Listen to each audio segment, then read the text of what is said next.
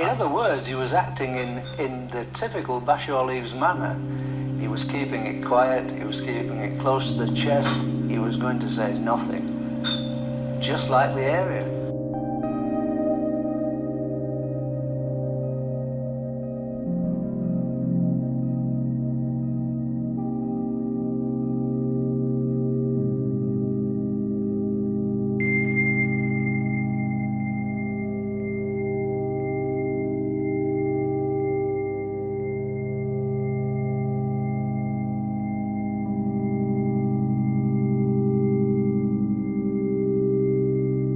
Today's story, my friends, involves one bullet, one dead dog, one murder and one suicide. But it also contains many theories, as you will soon find out. This, my friends, is the tragic story of James Dawson.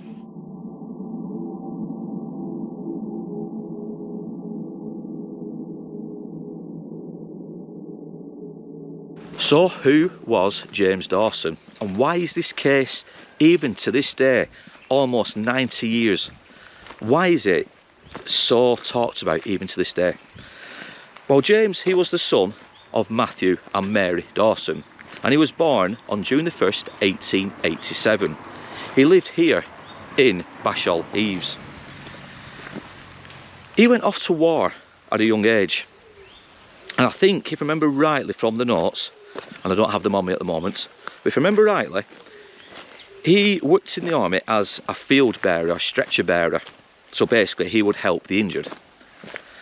After his duties in the war, he returned back here to Bashall Eaves, where he would work as a farm labourer, as a farmhand.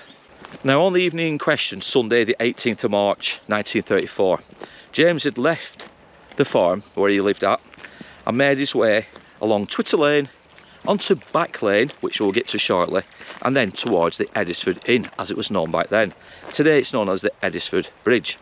James himself used to visit one of two pubs quite frequently, one being the Red Pump Inn, which is further in a different direction, and, like we said, the Edisford Inn. Now, on this evening in particular, it was the Edisford Inn which he went to, and he would stay there until around 9 o'clock that evening, where he would then leave and make his way back home the same routes he used to get to the pub. Now, from all accounts, from the newspaper reports, it was a wet, windy, damp and very dark evening. So he would have been heading into this strong wind. It would have been coming in the direction he was facing, which would have slowed him down tremendously. It would have been an arduous task at best to walk, and especially back in 1934 when there was no lighting in and around the area he was in. As you can see, we're in remote land. It literally is so remote. There's no street lights, there's absolutely nothing. James would have had to make that walk all those years ago with limited resources. When James had arrived at the opening of what is still today known as Back Lane, and we'll get to that shortly, he saw a shadowy figure stood behind one of two gateposts. Now, as two cars came and approached him, the shadowy figure was seen after the first car passed.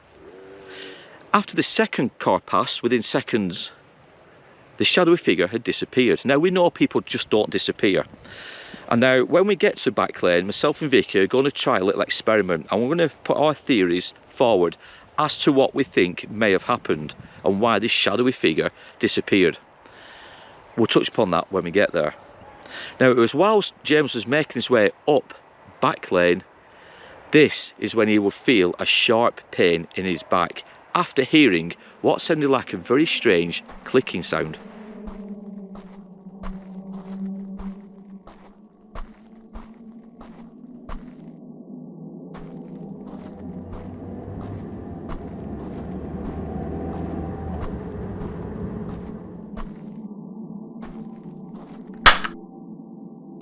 Now, in this next segment of this story, and following in the footsteps of James Dawson, it leads us here to Back Lane. And it's Back Lane at the end where the events were horrifically exposed. And it's down here where James was shot at by an unknown person. So from his house, which is, I would say, only a 10-minute walk away, into this direction, and this is back lane. James would have made that walk down here. Now, bearing in mind, he left his house just before 7 o'clock and he arrived at the Edisford Inn. I think it was around about 7:30ish. It was just after 7 anyway when he arrived there. So one could say it was perhaps a little bit lighter at that point, so he had all this view, all this scenery to look at. But it was still a wet, miserable evening nevertheless. And as you can see, we are on a isolated country lane. This is a typical English or British country lane for people who don't live in the United Kingdom. And it's down here James walked. Now, this walk from the beginning to the end is 2-3 minutes at max. And it leads you onto the main road, which then, if you turn left, will take you down to the Edisford Bridge, as it is now known. Back then it was the Edisford Inn. But like I said, as you can see, you've got all these edges at the side of us, all these hedgerows full of nettles, probably strawberries, raspberries and other vegetation. But we are coming to the end of this lane now, and once we get there, we'll talk more about that night in question.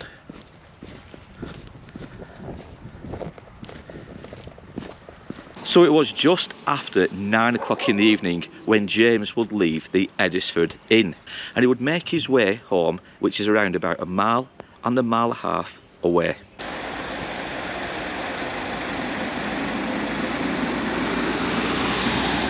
This is the road James Dawson would walk that evening after leaving the Edisford Inn, and it's about 1/2 mile to 1 mile in length, where he would then reach Back Lane and to the scene of the events that took place that evening.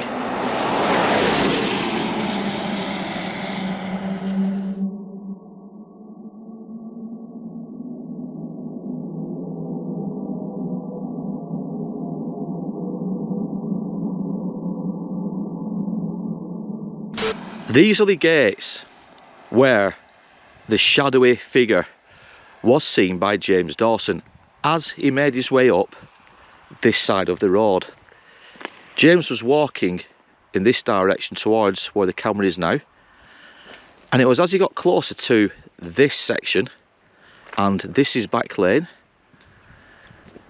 there was a shadowy figure stood behind one of these gate posts. And when 2 cars came in this direction, or from this direction, the Red Pump Inn pub, which is further around, probably about 2 minutes away, as 2 cars came hurtling down this section here, James was only 10-15 feet away from the gates. But as the headlights came past and lit up James, as he made his way up, the silhouette of the figure was seen stood, in James's words, behind one of these gate posts. We do also know that this field, these gates, is a public footpath. It is a public right of way, and you will see prints in the field that take you right over into that direction. Of course, it's plausible that whoever was stood here fled along in that direction, either before shooting James, and the person who was here had nothing to do with the shooting, which is highly unlikely. But for sure, whoever shot James, and when James went in that direction towards Back Lane, we personally believe that the perpetrator fled in that direction and through the fields. So me and Vicky are going to reenact some of the movements of James. Now, we're thinking if the shadowy figure was either behind this wall or that wall, one of the 2 walls, and James would have been about here in this location, turning up Back Lane, the shadowy figure on the second car has ducked behind the wall. But I'm just going to try something. So Vicky holds this and just videos me. Just tell me how clear on camera I am to people here.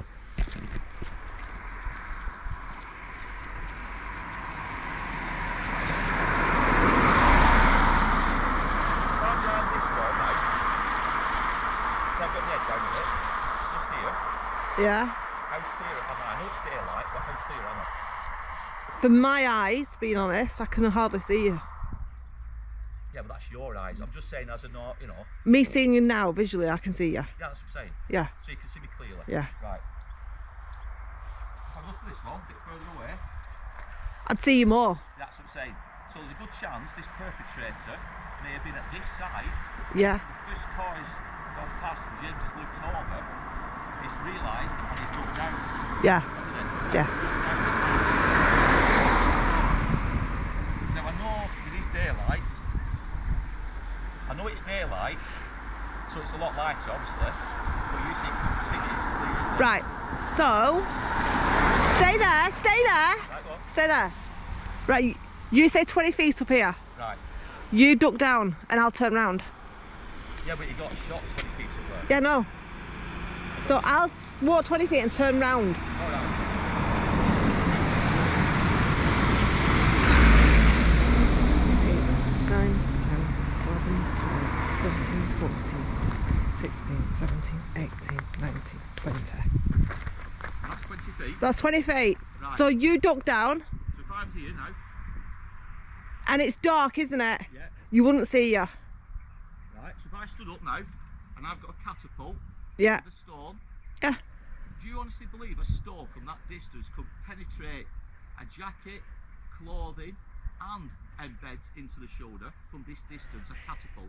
If you're an experienced catapultist, yeah. If that's the word. Of course you could. So you think a stone wouldn't lose its speed, its pace from this direction? Wasn't exactly a stone, was it? Well, no. A sharp object. So right here, like I said, 20 feet away, in the dark, it's got to be good aim as well. Yeah. You've got to know, you have got to have known how to do it. You've got to be a regular. And So what I'm thinking is, if this was indeed a catapult that was used to fire this projectile, like Vicky says, is the word a catapultist? I don't know. But from in the darkness behind one of these walls, he would have had to be in a good aim. Somebody who's used it more than once. He'd have used it, practiced many times with this projectile. Like we said, it wasn't a stone, it was a projectile, a homemade projectile formed in the shape of a bullet head. It was only small, but to be fired from around 15, 20 feet away, 20 maybe. feet. From that direction, in the dark, there's no lights, there's no lamps. There wouldn't have been any lamps or candles or anything back in them days here. So it would have been extremely dark. So to hit James, okay, it might have been a lucky hit, and it's happened to, but to go through a thickish jacket, a farmer's jacket, several layers of clothing, and then to embed itself in his shoulder, it would have had to take a lot of power. right, So- I'm going to just say, right, so James is the one who said about 20 feet. He said it was about 20, it's either 20 feet or 20 yards. Now, if it's 20 yards, that's 60 feet, which is further up the lane.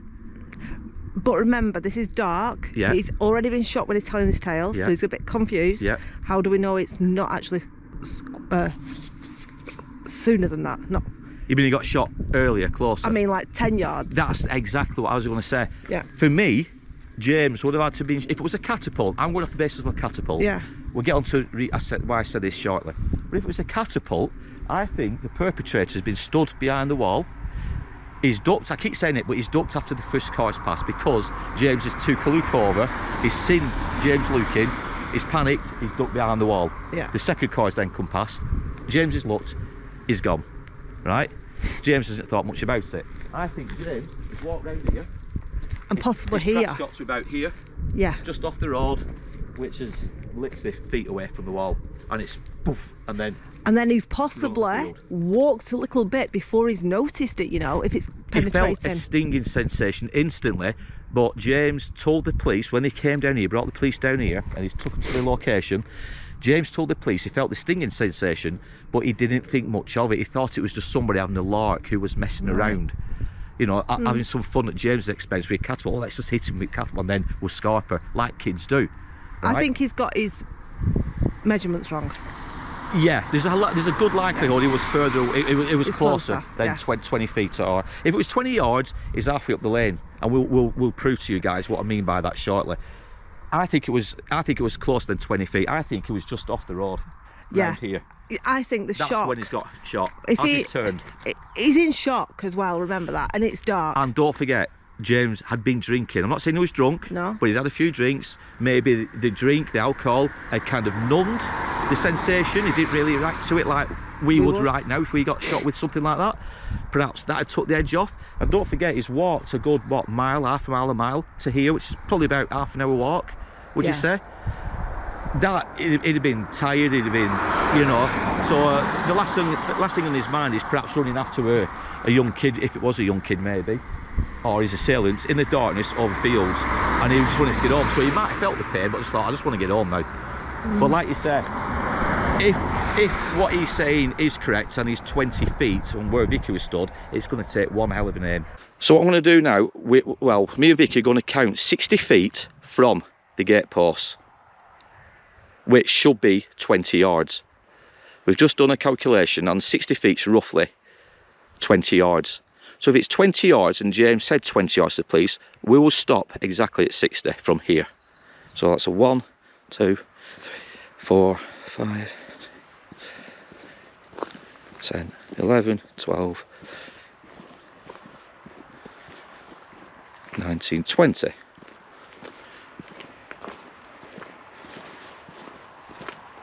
That's 30, 31, 32, 33,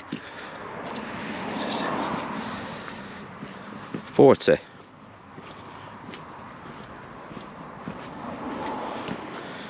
That's 50, 52, 53, 54, 55, 56, 57, 58, 59, 60.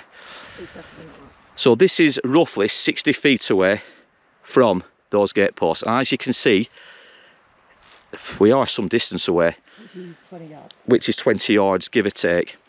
So it must have been 20 feet. If, however, it wasn't a catapult. The police at the time tried many experiments.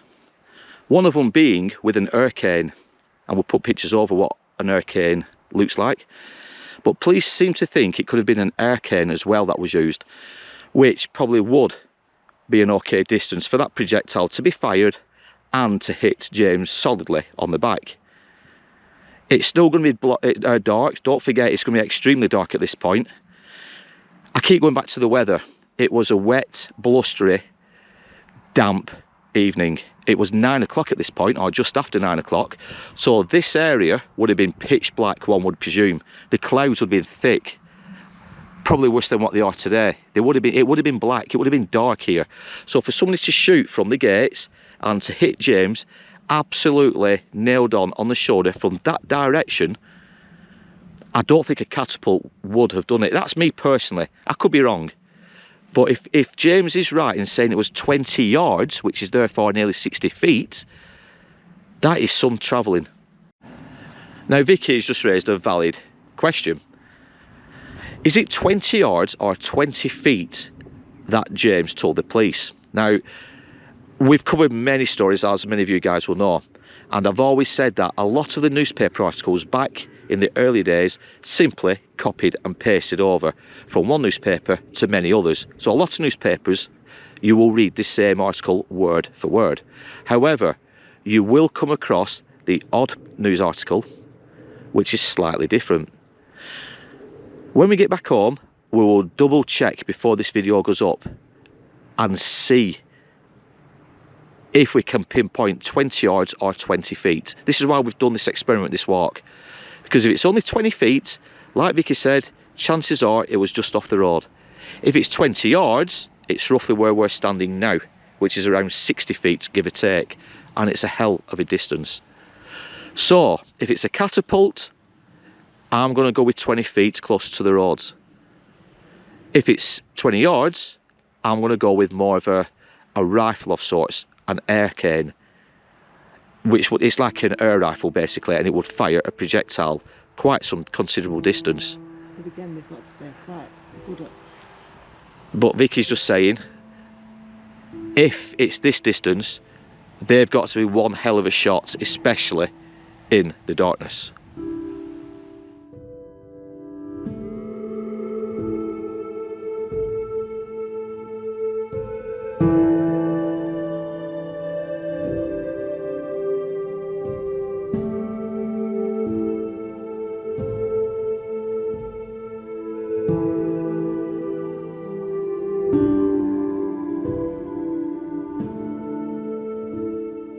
Now, many theories as to who the perpetrator was have been spoken about for many years, since the tragedy that took place here all those years ago.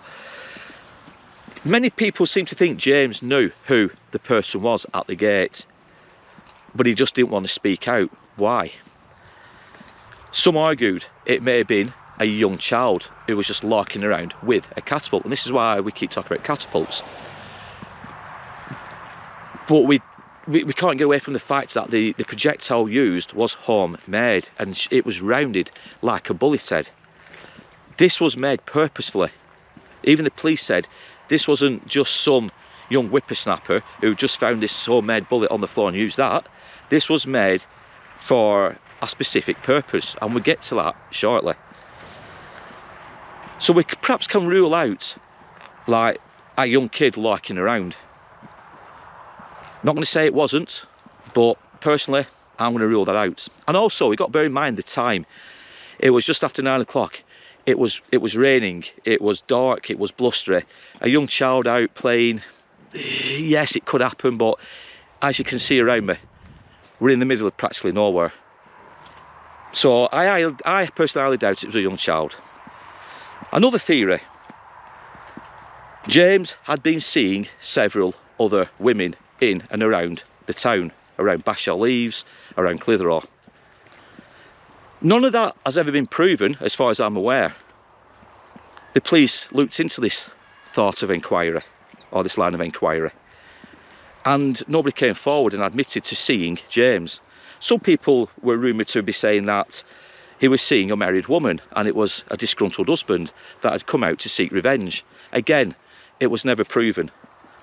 We know James was seeing a lady, but again, it wasn't proven that he was seeing many ladies at the same time, and especially a married woman. So again, that thought of inquiry was kind of ruled out. Now, another line of inquiry would go into the local farmers and any vendettas, any grudges he may have had with the locals, the residents around here.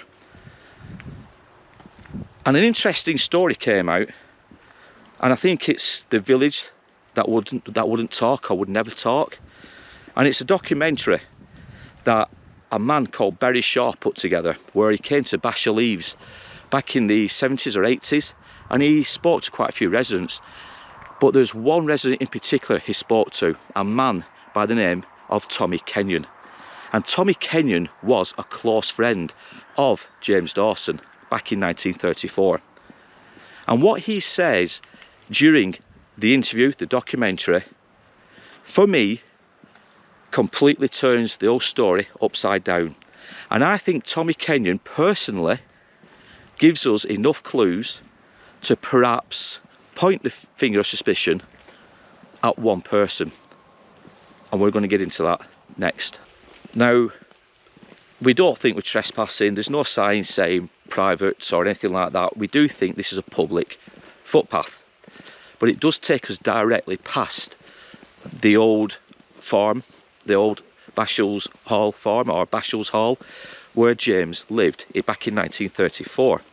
And it is this exact road, this exact path, that James himself would have walked going to and from the Edisford Inn. Obviously, on the night when these events took place, he would have walked back down this lane in some discomfort.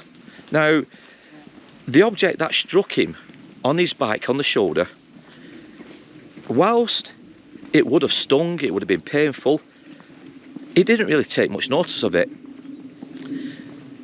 By all accounts, and some people theorise that James, it was just a young kid who was messing about at his expense, using a catapult, and he's flung a stone towards James, which has obviously hit him on the bike. So James didn't really take much notice of it. This is one theory. But obviously, when James got back to Bashall Hall Farm, he actually got back here and he made himself some food, some supper, and he had a quick drink. Then he retired to bed for the evening. But it was during the early hours when he would be tossing and turning because of the pain he was in.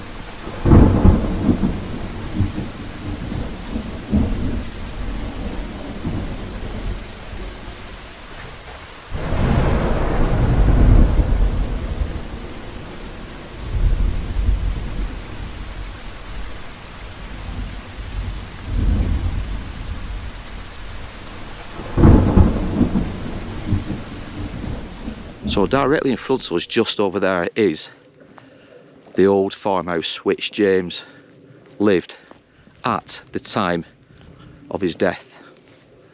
And if you look at it, it is a grand structure. This screams wealth to myself, and it is a really nice structure, as you can see, and I'll zoom in with the camera, but it is here where James Dawson once lived and worked back in 1934, and he would have left his house, his farm. He may have come through these gates here to make his way up the pathway which myself and Vicky's just walked down, and make his way to the Edisford Inn. Like I said earlier, James would have come back here. He would have made his way back into the building where he was in some discomfort at this point, and he would retire to bed for the evening.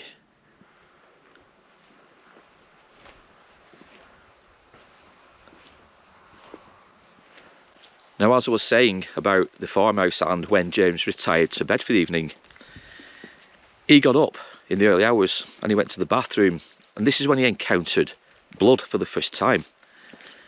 He was in some severe discomfort, but he didn't want to wake his sisters, Lily or Polly.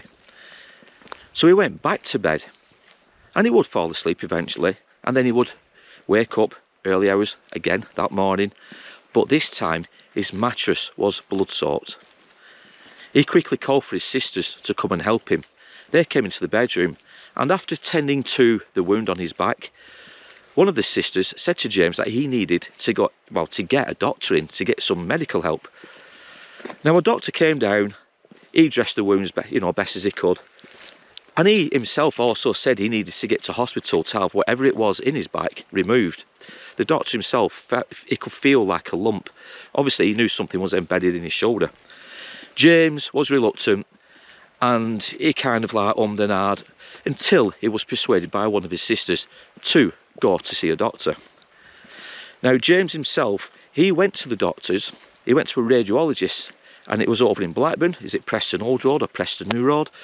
But he went to see a radiologist. Now, they did an x-ray and they could see this fragment stuck in his shoulder, and he was advised to have it removed because otherwise it could lead to other health issues.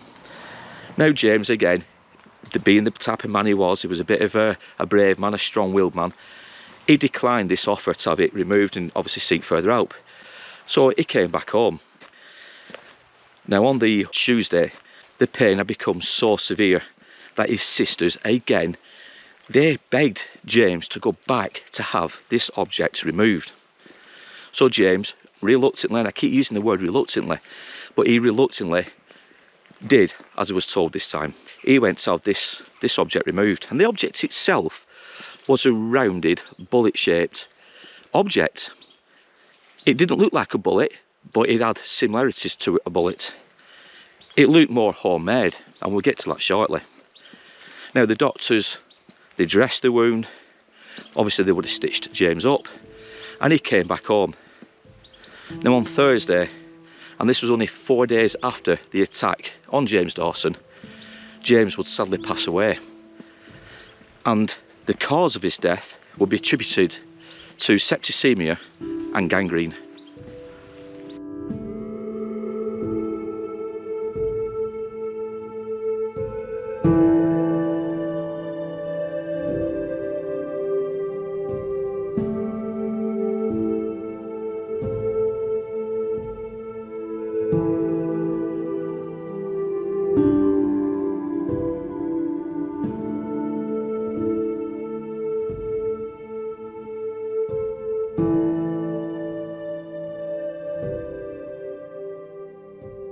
Now, obviously, when the police did their initial investigations, and after James had passed away from the ill effects of the open wound on his back, it was now a murder investigation. And the police would scour all the landscape around here, the area where he was attacked just behind us at the back lane, as well as all the farmhouses, all the barns, all the outhouses, the rivers, the streams. They would search everywhere for a weapon that was used to shoot James. They couldn't find anything. But one thing they did find was the carcass of a dog. Now, from all accounts, this dog once belonged to James Dawson himself. And this dog was found on the land of a man called Tommy Simpson. And Tommy Simpson was another farmer. This dog was found with a bullet wound. Now, when the carcass was taken away for further investigation, they searched and they checked the wound. There was no sign of the bullet or the projectile that was used to kill the dog. Some have theorised that because the dog belonged to James Dawson, was this something done as a vendetta to James? Or, you know, let's kill his dog, let's upset the man. Or was it a test run? Was it practiced using the projectile that was also used on James? Now, I'm not going to say it's the same projectile, but it could well have been the same kind of idea. Whoever had shot the dog and made a projectile, used it successfully, and then went on to make further projectiles using the same substance. Now, again, this is what's in the newspaper articles. It seems highly likely that the projectile was made from one of these iron rods that are used in and around the building infrastructures. You know, like the metal rods used on gate posts, the very thin ones. It was cut to such a length and then rounded so it could be fired. Again, we don't have a photograph of that projectile. We have looked high and low for, you know, the police evidence, and we can't find it. But from all accounts from the newspaper reports, this projectile, it was most certainly handmade, and it looks like it was made from some form of iron post.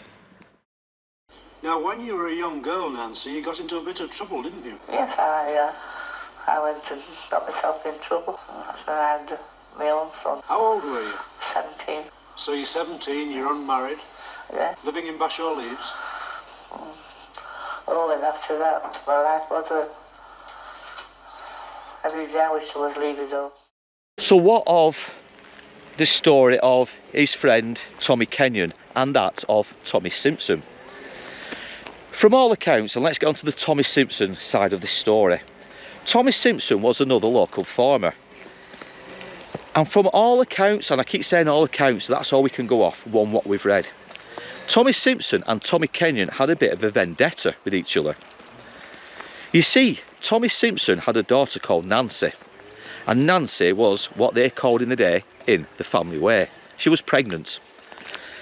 And it seems that Tommy Simpson thought or believed Tommy Kenyon was the man responsible for getting his daughter Nancy pregnant. Now, Tommy Kenyon always denied this, but they still had this vendetta. Nancy herself, in the TV documentary, she herself will put this story to bed by saying she was indeed pregnant, but it was by a man who lived in Salford. It had nothing to do with Tommy Kenyon, but this didn't stop the vendetta. Tommy Kenyon would also talk of being attacked outside Bashall Hall, months, if not weeks, before the attack on James Dawson. Now, Tommy Kenyon was attacked from behind by somebody holding a stick, and he got walloped on the head. Now, it knocked him to the floor, and by the time Tommy Kenyon got up, his assailant had fled across some fields. Now, Tommy did run after this person, but it was that dark, he just couldn't keep up with him, and he disappeared into the distance. Tommy Kenyon didn't report this to the police, he just left it as it was. From reading between the lines, we kind of get the impression Tommy Kenyon believes that it was Tommy Simpson, perhaps, who was the assailant, but he couldn't prove it. So what of Tommy Simpson? Now, Tommy Simpson, as I was saying, he was a farmer back in 1934. Newspaper articles wrote quite a lot on Tommy Simpson's business as a farmer and how he was struggling financially. It seems that he either sold or had on his premises contaminated milk, and this was a massive financial burden on Tommy Simpson. Tommy Simpson also had a nephew, and During the police investigations, nothing was ever mentioned of this nephew and being asked to do what he was asked to do. That sounds a little bit dark and mysterious, and it is. Now, in the TV documentary, Nancy and Tommy Kenyon would both speak of this young nephew being asked by Tommy Simpson to dispose of a bag and the contents that was in it. Now, the nephew asked, "What is in it? What are you giving me? What is in this bag?" And the nephew had told Tommy Kenyon that he believed that what was in this bag was indeed the weapon used on James Dawson. What's the story about the bag, Tommy? It were Henry Blessed. Tell me, worked for Tommy Simpson. Who was Henry Blessed? Tommy were his uncle. Tommy Simpson and Henry's mother were brother and sister. And he took this bag down there out at road. So this bag was taken down after the murder. What was in the bag? I didn't ask him, or I had an idea, like to tell me, really, wasn't it? I weren't going to dig into it because you know what I mean. It had nothing to do with me, had it? What were it bag? What do you think was in the bag? But gun and part of pokers were left. And did you tell the police this? No.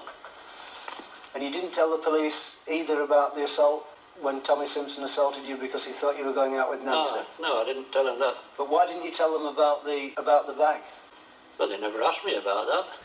Now, all this is hearsay. All this is coming from Tommy Kenyon's own voice back during that interview. So we have to take this with a pinch of salt. So it is all cloak and dagger, and perhaps Tommy Kenyon, because he's an elderly fellow in this documentary, perhaps he is having one last say in this case and trying to implicit Tommy Simpson as being the person responsible for the death of James Dawson. So this is how it's all linked. James Dawson, from all accounts, and this is what I'm reading into it, was in the wrong place at the wrong time. Tommy Kenyon himself always maintained that that projectile, that bullet, was meant for him. Tommy, have you got any other theories about the murder? No, all I can think is it were intended for me, that's all. Intended for you? Well, I think so. Now, why should you think that you were the man who was meant to be murdered that night? For a simple reason, with me having a do with him and then playing about with his daughter, I fancy thought, well, he'll not play about with her no more, like, I'll not bugger him.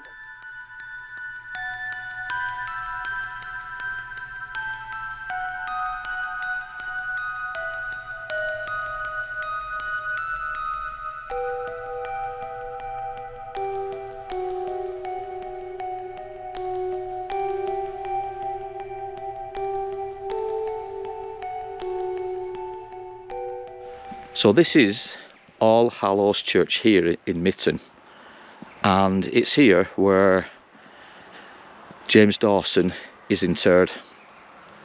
Now, we have visited this story in the past and we have covered it as a podcast, but many of you guys have been so kind with myself and Vicky over these last few years with your kind comments and your kind words of support. And many of you have come forward and said, can we possibly cover the story, the sad story of James Dawson? So here we are, and we are here paying our respects to James Dawson and hopefully retelling his tale in the best possible way we could. Now, it was only after the burial of James Dawson here at the All Hallows Church in Mitton, Tommy Simpson himself would take his own life, and his body would be found hanging in one of the barns on his own land. And again, this just adds to more of the conspiracy surrounding the death of James Dawson. Did Tommy Simpson take his own life because of the financial burden, because of the contaminated milk issue, and maybe other pressures that he had in life? We will never know. Perhaps his family know. Or did he take his own life because he was indeed involved in the death of James Dawson and perhaps he couldn't live with his guilt? Do we believe the story of his nephew being asked to take a bag and to dispose of it and to dispose of the contents? Or was that just hearsay? Was that just Tommy Kenyon getting one last dig in with Simpson? Again, it's just something we'll never prove, but it is an interesting theory nevertheless. Now, sadly, James Dawson's headstone has actually been pushed over I presume for safety reasons, but this is indeed James Dawson's final resting place. And if you take you over to his headstone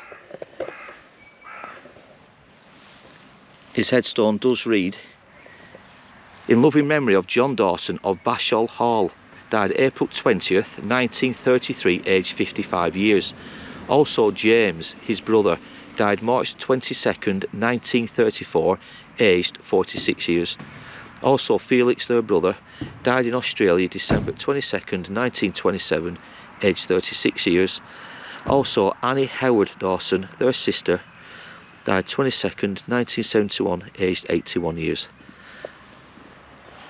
So this is the final resting place of James Dawson.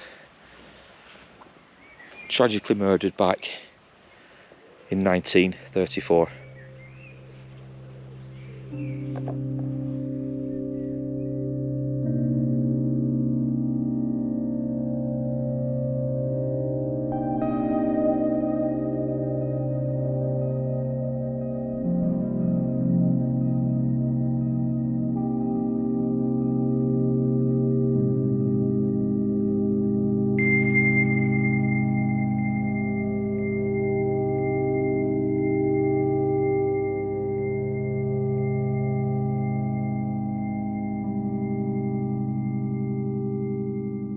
Now that was the final resting place of poor James Dawson, murdered in Bashall Eaves back in 1934. And we know that one of the main suspects, that of Tommy Simpson, is also interred in the same graveyard where we are now. So we're going to spend some considerable time looking for Tommy Simpson's grave, because we think, me personally and Vicky, we kind of think that he perhaps is the #1 suspect. And again, we're not going to imply that he is guilty. This is just a personal opinion. This story probably will remain unsolved. Perhaps the truth will never come out, but we can only go off the things that we've read and the videos, the documentaries that we've watched. But if you tie the clues together, if you read between the lines, is Tommy Kenyon trying to point us in the right direction with what he says during his interview and the documentary? Or perhaps is Tommy weaving some kind of fabricated story with one last throw of the dice to implicate an innocent man in the James Dawson story, simply because he himself didn't get along with Tommy Simpson? Comment down below and tell us your thoughts on that theory. Now, the story of Tommy Simpson gets all the more intriguing when you look at the time frame between him taking his own life and the death of James Dawson. So one could argue and say, oh, well, you know, that looks a bit suspicious on its own. Tommy Simpson having a vendetta with Tommy Kenyon, and perhaps Simpson got the people mixed up in the darkness of that evening on the 18th of March. Did Tommy Simpson think it was Tommy Kenyon who was walking up that lane at that time and targeted the wrong man? These are the clues, these are the conspiracies, these are the theories that many people have written about, spoken about over the years. And it's not hard to understand why these theories and these conspiracies arise, especially when these neighbourhoods, the folks of these neighbourhoods stay quiet, they remain silent. And this story is around, and my maths isn't brilliant, but it's around 90 years old, and to this day people still stay quiet on this subject matter. Don't know if that's the right or the wrong thing to do after all these years. Do people just want to put it to bed? For me personally, if somebody knows something, if somebody knows the truth, come forward, do it anonymously. After all, the people involved in this tragic story have more than likely all passed away since. So it's not like, you know, somebody can be arrested and sentenced for it. Okay, there might be a bit of shame on the family, you know, the people responsible. Maybe the descendants, the ancestors may feel a bit ashamed. But end of the day, an innocent man's life was taken. He was 46 years old, was James Dawson. He was a strapping lad. He wasn't a weakling. He wasn't an old man. He didn't have any ailments that we know of. He was a strapping young man, for want of a word. And his life was cruelly taken, and for 90 years people have kept quiet on it. Let us know your thoughts down below on the many theories, the many conspiracies behind it, and tell us who you think may be responsible. Could it have been a young boy lurking around? Could it have been a disgruntled husband? Or could it indeed have been a case of mistaken identity, and poor James, like I said, was on the wrong place at the wrong time? Now, at the very start of this video, we did mention several points, 4 points if I remember rightly. Point 1 being the dead dog. Now, the dead dog was found after the death of James Dawson, and it was found on Tommy Simpson's land. This dog was also found with a hole in its body, but yet no projectile was ever taken from the dog by the forensics. It had already been removed by the person that shot it. This dog, like I said, belonged to James Dawson. Point 2, the projectile or bullet. Now, the bullet used on James Dawson was homemade. This was proven by the forensics. It was an iron rod that had been cut into small pieces and rounded off so it could fit into a small barrel, or it could have been fired by a catapult. It was most certainly homemade. Could it have been the same kind of object that was used to kill the dog? Point 3, you had the death of James Dawson.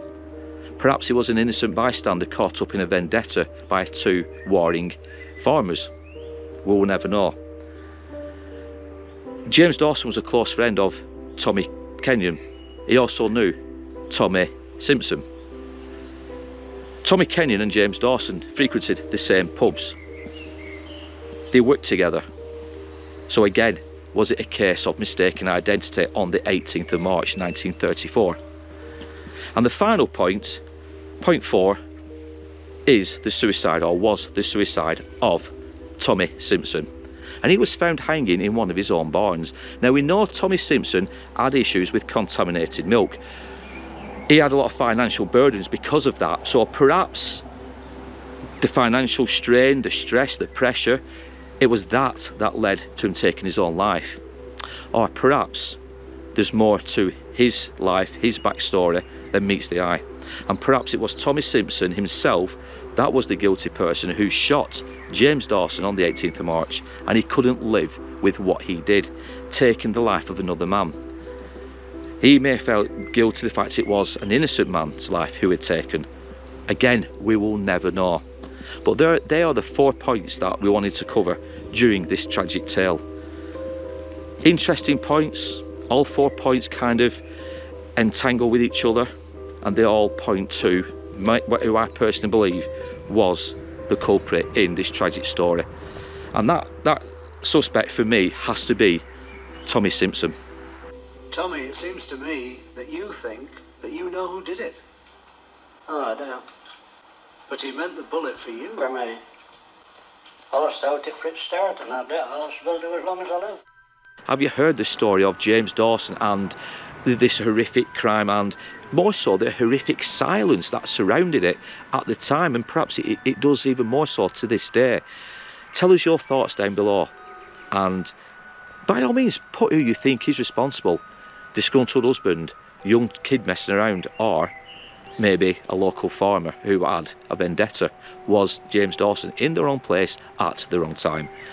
We'd love to know your thoughts on this one. It really is an interesting story. Now, in the meantime, we're going to shoot off, get this edited, and we're going to start researching for another three more stories that we've got covered for next weekend from a special location where we've never visited yet to do stories, but all will be revealed soon. But in the meantime, guys, I want you to take care, look after yourselves, and we'll be back soon with more tales from a dark, but at times, glorious past. Take care, everybody. Well, don't you think you were cheek to come back? Can't tell me about the Bashall Eaves murder. I'd rather not say anything about it because my relatives are involved in it. There's nothing I can tell you about it that isn't already known, and I don't really want to talk about it. I've nothing to say about it. I know nothing about it, you know.